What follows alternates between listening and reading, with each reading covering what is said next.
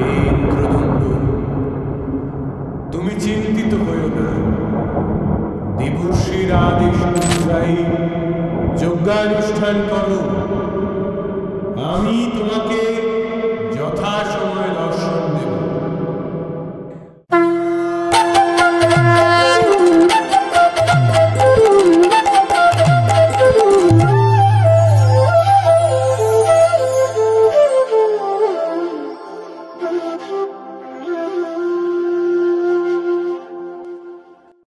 আপনারা শুনছেন গৌড়ীয় দার্শনিক মূলা উপস্থাপনা জীবাতু।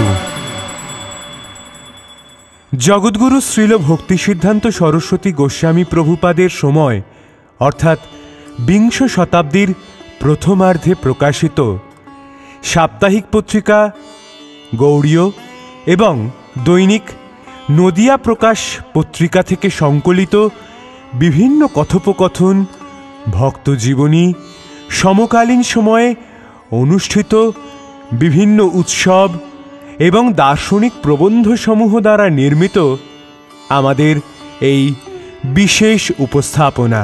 আজ শুনবেন দার্শনিক প্রবন্ধ মহারাজ ইন্দ্রদম্ন কাহিনী। পূর্ববর্তী অডিও বুকগুলি পেতে আই বাটনে ক্লিক করুন। বাংলার 1337 বঙ্গাব্দের 9ই আষাঢ়, ইংরেজের 1930 খ্রিস্টাব্দের 24শে জুন মঙ্গলবার নদিয়া প্রকাশ পত্রিকায় মহারাজ ইন্দ্রদম্ন নামে একটি গল্পকাহিনী প্রকাশিত হয়।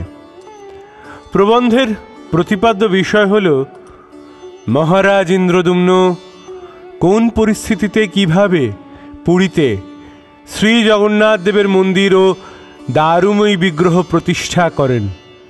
আজকের জীবাতুতে শুনব আমরা সেই মহারাজ ইন্দ্রদম্ন কাহিনী। সাতত ধর্মাবলম্বী মাত্রই শ্রী পুরুষোত্তম ক্ষেত্রের মধ্যে দারুময়ী অর্চ বিগ্রহ শ্রী শ্রী জগন্নাথ দেবের বিষয়ে বেশিরভাগই অবগত আছেন। ভক্তরাজ মহারাজ ইন্দ্রদম্নের ভক্তিতে আকৃষ্ট হয়ে শ্রী শ্রী জগদীশ এই অর্চবিগ্রহ রূপে প্রপঞ্চে নিজ ধাম সহ বিরাজিত। মহারাজ ইন্দ্রদম্ন সত্যযুগে সূর্যবংশে আবির্ভূত হয়েছিলেন। ইনি ব্রহ্মার অধস্তন পঞ্চম পুরুষ। মালব দেশে অবন্তী নগরে ওনার রাজধানী ছিল। একদা মহারাজ ইন্দ্রদম্ন জনৈক পরিব্রাজকের নিকট নীলাচলস্থ অক্ষয় বটমূলে নীলেন্দ্র মনোময় বিগ্রহ নীলমাধবের উপস্থিতির সংবাদ অবগত হয়ে তাকে দর্শনের জন্য নিজ পুরোহিত ভ্রাতা বিদ্যাপতিকে অনুচরের সঙ্গে সেখানে প্রেরণ করেন। তিনি বসু নামক এক সবর কন্যার পানি গ্রহণ করে তার যত্নে কৌশলে নীলমাধব দর্শন করে ফিরে এলে মহারাজ ইন্দ্রদম্ন দেবর্ষি নারদের আনুগত্যে নিজের পরিবার, স্বজন, বান্ধব, অমাত্য, প্রজা, সৈন্য সামন্ত সকলকে নিয়ে চিরজীবন শ্রী পুরুষোত্তম ধাম বসবাসের জন্য যাত্রা করেন। তার এক আমের বাগানে শ্রী ভুবনেশ্বর শিব ও কপতেশ্বর শিব দর্শনের পর বিশ্বেশ্বর শিবের কাছে শিবির স্থাপন করেন। এই সময় মহারাজের বাম অঙ্গ স্পন্দিত হওয়ায় তিনি কোনো অশুভ আশঙ্কা করে দেবর্ষি নারদকে স্পন্দনের কারণ জিজ্ঞাসা করলেন। দেবর্ষি বললেন, মহারাজ, যেদিন বিদ্যাপতি নীলমাধব দর্শন করে ফিরে আসেন সেই দিন প্রবল ঝড়ে সমুদ্র তটের বালুকা দ্বারা নীলাচল আবৃত হয় এবং এবং নীলমাধব পাতালে প্রবেশ করেন। সুতরাং আপনি তার দর্শন লাভে সমর্থ হবেন না মহারাজ। ছিন্নমূল বৃক্ষের মতো বিরহ কাতর হৃদয়ে মাটিতে লুটিয়ে পড়লেন। দেবর্ষি অনেক যত্নে তার চৈতন্য জাগ্রত করে তাকে সান্ত্বনা দিয়ে বলতে লাগলেন, হে মহারাজ, আপনি শ্রী নীলমাধবের শ্রী বিগ্রহ দর্শনে বঞ্চিত হলেও ভক্তবৎসল ভগবান তার দারুময় মূর্তিতে আপনাকে দর্শন দেবেন। এখন আপনি সেই সর্বেশ্বর ঈশ্বরের প্রীতির উদ্দেশ্যে 1000 অশ্বমেধ যজ্ঞ করুন। যজ্ঞ শেষ হলে আপনার বাসনা পূর্ণ হবে। মহর্ষি নারদের আশ্বাসবাণীতে মহারাজের হৃদয় বলের সঞ্চার হলো। তিনি দেবশ্রীর সঙ্গে সদলে নীলকণ্ঠ দর্শন করে তার কাছেই সমতল ক্ষেত্র যজ্ঞের স্থান নির্দিষ্ট করলেন। তারপর মহর্ষির দৈব বলে সকলে নীল পর্বতে আরোহণ করে নৃসিংহদেব এবং শ্রী শ্রী জগদীশের পূর্ব অবস্থান স্থল আনন্দ সঙ্গে দর্শন করে ভক্তি বিগলিত চিত্তে বারবার স্তুতি ও প্রণাম করতে লাগলেন। মহারাজের স্তুতিতে সন্তুষ্ট হয়ে ভগবান আকাশবাণী দ্বারা তাকে জানালেন, হে ইন্দ্রদণ্ড, তুমি চিন্তিত হও না। দেবর্ষির আদেশ অনুযায়ী যজ্ঞানুষ্ঠান করো। আমি তোমাকে যথাসময়ে দর্শন দেব। দৈববাণী শুনে দ্বিগুণ উৎসাহিত হয়ে মহারাজ ইন্দ্রদুম্ন ইন্দ্র আদি দেবগণের সাহায্যে 1000 বছর যজ্ঞ অনুষ্ঠান করলেন। যজ্ঞ সমাপ্ত হওয়ার পর একদা রাত্রি শেষে তিনি স্বপ্নাদেশে দেখতে পেলেন ক্ষীর সমুদ্রের মাঝে স্ফটিক নির্মিত শ্বেত দ্বীপে শঙ্খচক্র গদা পদ্ম চিহ্নিত বহু সংখ্যক কল্প বৃক্ষ, রত্ন সিংহাসনের ওপর অক্ষয় বিষ্ণু এবং তার ডান পাশে লক্ষ্মী দেবী বিরাজিতা। বিষ্ণুর সামনে পিতামহ কৃতাঞ্জলি পুটে দণ্ডায়মান। তখন মহারাজ স্বপ্নাবস্থাতেই তার ধ্যান করতে লাগলেন। রাত্রি শেষ হলে তিনি উৎসাহের সঙ্গে প্রফুল্ল মনে দেবর্ষির সামনে তার স্বপ্ন বৃত্তান্ত নিবেদন করলেন।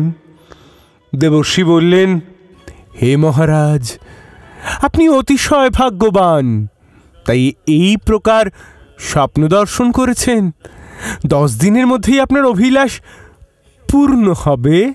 তারপর একদিন কয়েকজন লোক মহারাজ ইন্দ্রদুম্নের কাছে এসে নিবেদন করল যে সমুদ্রের তটদেশে স্নান গৃহের কাছে একটি অদ্ভুত বৃক্ষের মূলদেশ আছে। ওটির অগ্রভাগ সমুদ্র জলে নিমজ্জিত। এই বৃক্ষটি কৃষ্ণবর্ণ এবং শঙ্খচক্রাদি দ্বারা চিহ্নিত। এর তেজে চতুর্দিকে আলোকিত এবং এর সুগন্ধে চতুর্দিকে আমোদিত হচ্ছে। এই আশ্চর্যজনক কথা শুনে মহারাজ নারদকে এর কারণ জিজ্ঞাসা করলেন। তিনি বললেন, এই বৃক্ষরাজ আপনার স্বপ্নদৃষ্ট বিষ্ণুর প্রসাদে আগমন করেছেন। এর থেকেই ভগবান আপনার স্বপ্নদৃষ্ট অর্চামূর্তিতে প্রকাশিত হয়ে আপনার মনের অভিলাষ পূর্ণ করবেন।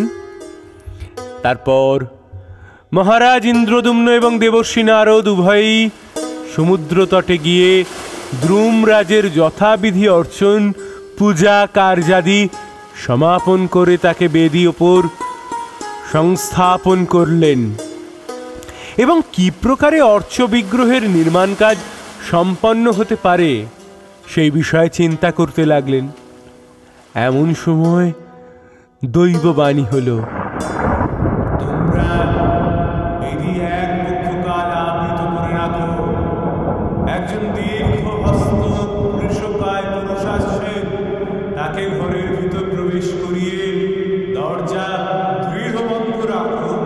শ্রী ভগবান স্বয়ং তার ইচ্ছা অনুরূপ বিগ্রহে এই আবৃত বেদিতে আবির্ভূত হবেন। এই এক পক্ষকাল বাইরে নানা প্রকার বাদ্যাদির ব্যবস্থা করো, যেন বাইরে থেকে ভিতরের কোনো শব্দ শোনা না যায়, কারণ এই শব্দ শুনলে তোমাদের অনিষ্ট হবে। দৈববাণী অনুসারে কাজ হতে লাগল। শ্রীনারায়ণ বৃদ্ধ পুরুষের বেশে আগমন করে মন্দিরের অভ্যন্তরে প্রবেশ করলে দরজা বন্ধ হল। নানা প্রকার বাদ্যাদি বাজতে থাকলো। এই প্রকারে কিছুদিন অতিবাহিত হলে বাইরে থেকে এক আশ্চর্য দিব্য গন্ধ অনুভূত হলো। দেবগণ এসে বেদীর সম্মুখে শ্রী ভগবানের স্তব করতে লাগলেন এবং পুষ্পবৃষ্টির সঙ্গে দিব্য সঙ্গীত হতে লাগল। এক পক্ষের শেষে দরজা খুললে দেখা গেল রত্নময় বেদীর ওপর শ্রী জগন্নাথ, বলরাম, তাদের মধ্যে সুভদ্রা দেবী এবং জগদীশের বাম পাশে সুদর্শন বিরাজিত। তখন তাদের অঙ্গরাগ এবং পট্টবস্ত্র আদি দ্বারা অপূর্ব শৃঙ্গার করা হলো। তারপর নীলাদ্রির শিখর দেশে অক্ষয় বটের বায়ুকোণে বিস্তৃত ভূখণ্ডে হাজার হাজার শিল্পীর দ্বারা হাজার হাত উঁচু এক হাজার হাত আয়তন বিশিষ্ট সুরমা মন্দির নির্মাণ কাজ আরম্ভ হলো। এই মন্দিরের কাজ প্রায় শেষ হয়ে এলে মহারাজ ইন্দ্রদম্ন দেবর্ষির আদেশে অবশিষ্ট কাজের ভার অমাত্যবর্গের উপর প্রদান করে শ্রীবিগ্রহ প্রতিষ্ঠার জন্য ব্রহ্মাকে আনার জন্য দেবর্ষি সহ রথে আরোহণ করে ব্রহ্মলোক যাত্রা করলেন। সেখানে উপস্থিত হয়ে সর্বপ্রথম নারদ নিজ পিতৃদেব ব্রহ্মার চরণ বন্দনা করলেন। তারপর তার অনুমতি অনুসারে মহারাজকে ব্রহ্মার চরণ প্রান্তে উপনীত করালেন। সেই সময় শ্রীহরির সংকীর্তন হচ্ছিল। মহারাজ ইন্দ্রদম্ন ব্রহ্মার চরণে প্রণাম করলেন এবং করজোরে দণ্ডায়মান হয়ে সংকীর্তন শুনতে লাগলেন। কীর্তনের শেষে ব্রহ্মা মহারাজের অভীষ্ট জেনে তাকে বললেন তিনি যে অতি অল্পকাল ওই স্থানে অবস্থান করছেন, সেই সময়টুকু ভূলোকের শত শত বছর। এই সময়ের মধ্যে পৃথিবীতে মহাপ্রলয় ঘটেছে এবং তাতে মহারাজের সৈন্য সামন্ত আত্মীয় প্রভৃতি সকলের প্রাণবিয়োগ ঘটেছে। কেবলমাত্র শ্রীমন্দির শ্রীবিগ্রহ রয়েছেন। তারপর ব্রহ্মা মহারাজকে দেবগণ সহ প্রতিষ্ঠার উপকরণ সকল সংগ্রহের জন্য ভূলোকে পাঠিয়ে দিলেন। এদিকে মহারাজ ইন্দ্রদম্নের নিমিত্ত মন্দিরটি মহাপ্রলয়ের বালুকা দ্বারা আবৃত এবং নীলাচল বৃক্ষতলাদি এক বিশাল অরণ্যানীতে পরিণত হয়েছিল। গাল নামক এক রাজা মৃগয়ায় বের হয়ে শ্রীক্ষেত্র পৌঁছন। সেখানে কোনো রন্ধ্রে তার ঘোড়ার পা আটকে যায়, কিন্তু ঘোড়াটি প্রাণপণে চেষ্টা করেও সেটি বের করতে পারল না। রাজা ঘোড়ার পিঠ থেকে নেমে বালি সরিয়ে মহারাজ ইন্দ্রদম্নের মন্দিরের উপরে থাকা লোহার চক্রটি দেখতে পেলেন। তাতে তিনি কৌতূহল হয়ে অনুচর বর্গ দ্বারা বালি সরাতে লাগলেন। তার ফলে মন্দিরটি দেখা গেল। তখন গাল রাজা অনেক লোক নিয়ে মন্দির উদ্ধার করলেন, কিন্তু তার ভিতরে কোনো বিগ্রহ না থাকায় এবং বহু অনুসন্ধানেও এর কোনো প্রকার তথ্য জানতে না পেরে মন্দিরে নীলমাধবের মূর্তি প্রতিষ্ঠা করলেন। মহারাজ ইন্দ্রদম্ন দেবগণের সঙ্গে প্রতিষ্ঠার দ্রব্যাদি সহ ফিরে এলে মন্দিরের ভিতরে নীলমাধবের মূর্তি দেখতে পেলেন। এর কারণ জানতে অসমর্থ হয়ে তিনি অক্ষয় বটের মূলে একটি ক্ষুদ্র মন্দির নির্মাণ করে তার মধ্যে নীলমাধবকে স্থাপন করলেন। এই কথা শুনে গাল রাজা ক্রুদ্ধ হয়ে সসৈন্য যুদ্ধের জন্য নীল পর্বতে আগমন করলেন, কিন্তু মন্দির সংক্রান্ত পূর্ব বৃত্তান্ত জানতে পেরে অতিশয় সন্তুষ্ট হলেন এবং তার লোকজনের সঙ্গে আশ্রিতের মতো শ্রী জগন্নাথ দেবের প্রতিষ্ঠা কাজে সহায়তা করতে লাগলেন। এই প্রকার প্রতিষ্ঠার আয়োজনাদি সম্পূর্ণ হলে এবং দেবতাগণ নিমন্ত্রিত হয়ে এলে ব্রহ্মা নিজ হংস রথে সেখানে এসে উপস্থিত হন। ওই সময় শ্রীবিগ্রহ চতুষ্টয় গুন্ডিচা মন্দিরে ছিলেন। ব্রহ্মা সর্বপ্রথমে তাদের অঙ্গরাগ শৃঙ্গার করে তাদেরকে শ্রীমন্দিরে নিয়ে যাওয়ার জন্য 3টি রথ প্রস্তুত করালেন। শ্রী জগদীশের রথ গরুড়ধ্বজ দ্বারা, বলরামের রথ তালধ্বজ দ্বারা এবং সুভদ্রার রথ পদ্মধ্বজ দ্বারা চিহ্নিত হল। তারপর শ্রী বিগ্রহগণ নিজ নিজ রথে শ্রীমন্দিরে আগমন করলেন। সেখানেই ব্রহ্মা সমুদ্র জলে তাদের অভিষেক করিয়ে তাদেরকে প্রতিষ্ঠা করলেন। শুনলেন 1337 বঙ্গাব্দের 9ই আষাঢ়, ইংরেজির 1930 খ্রিস্টাব্দের 24শে জুন মঙ্গলবার নদিয়া প্রকাশ পত্রিকায় প্রকাশিত গল্পকাহিনী মহারাজ ইন্দ্রদ্যুম্ন।